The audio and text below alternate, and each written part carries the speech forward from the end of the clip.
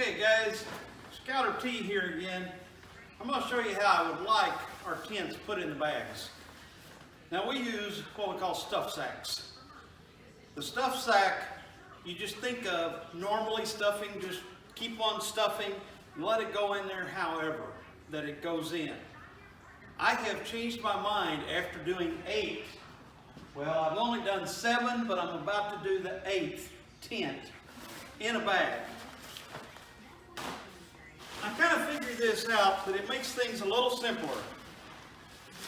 And it can be done with one person. You start with spreading your fly out.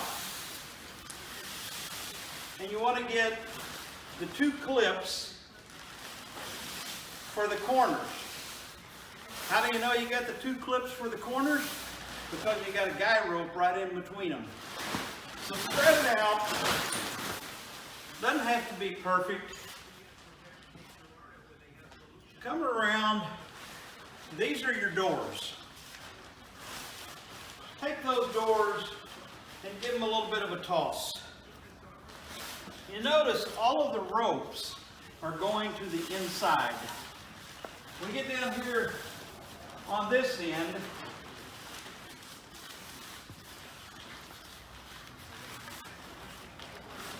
And we've got the 2 centers together, and we got the door together. So, am I folding the tent? Yes, I'm folding it a little bit. But I'm not rolling it up tight. Why am I putting the fly in the bag first?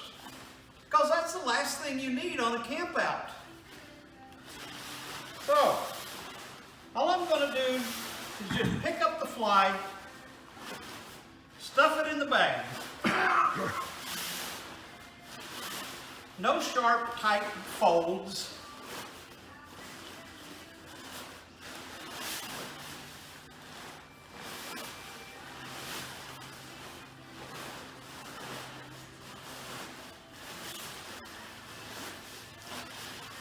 Nothing special about it. Get your ropes on the inside.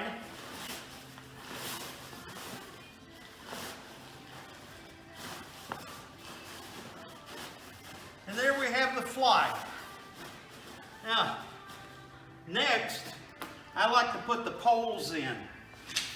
I like to keep the poles in a bag so that you know where they are. Less chance for the poles to damage the tent while you're hauling the tent also.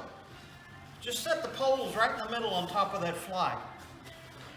That's the 3rd thing you need out of the bag, so you don't have to have them come out first. Now then, you are in another Scouter. Take your tent.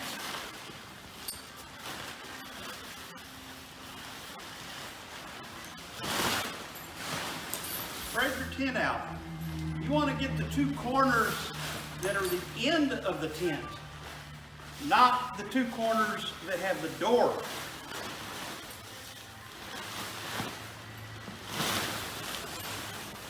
So here's the 2 corners at the end of the tent. Lay it out, just like that. Doors open. Why are the doors open? Because when you go to put the tent up, you can step on the tent floor and not the tent. I'll demonstrate that to you when we're putting the tent up.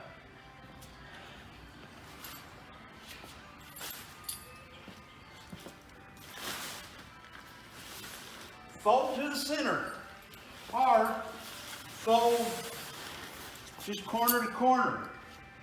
Doesn't have to be really neat. We're not rolling this tent up, remember? We're not even putting this tent in the same bag that it came in. We have bought larger bags. So, once again, you just go to stuffing it. Grab it and stuff it in here.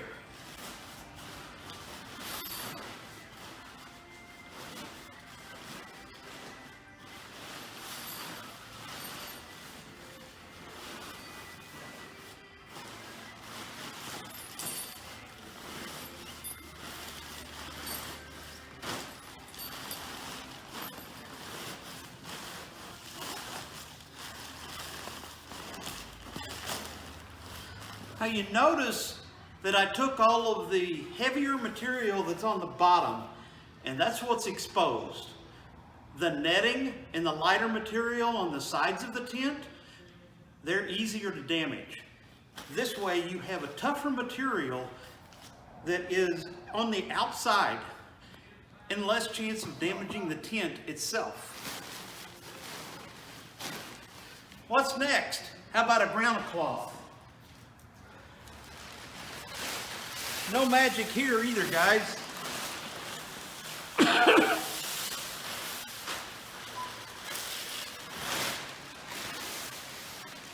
I'm looking for the D if this one has one, and it does.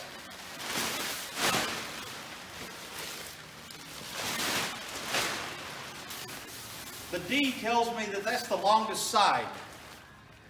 This ground cloth is 1 foot difference between the length and the width of it. The D is the longest side. That's also where the door goes. If it's not wet, if it's good and dry, just fold it up any way you want to. I like to just fold it in half.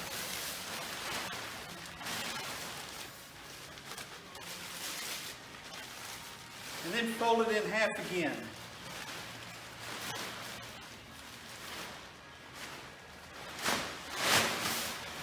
That gives you your 4 corners in one hand. You think you can get it laid out on the ground if you know where all 4 corners are to begin with?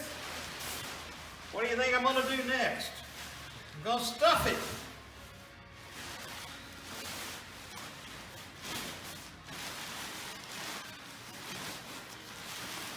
Nothing fancy, just a nice loose stuff. We want these wrinkles to be all over the place. We don't want these wrinkles to repeat themselves every time we put it in the tent bag. Hold the tent bag together, zip up that end a little bit. Compress things. Pull that bag together. Don't try to zip these zippers up if that thing is spread apart. That will break them. But it zips up just that easy. And there, you have a good Troop 311 tent that is ready to go camping for the next camp out. How about that? Are you ready to go camping? I am.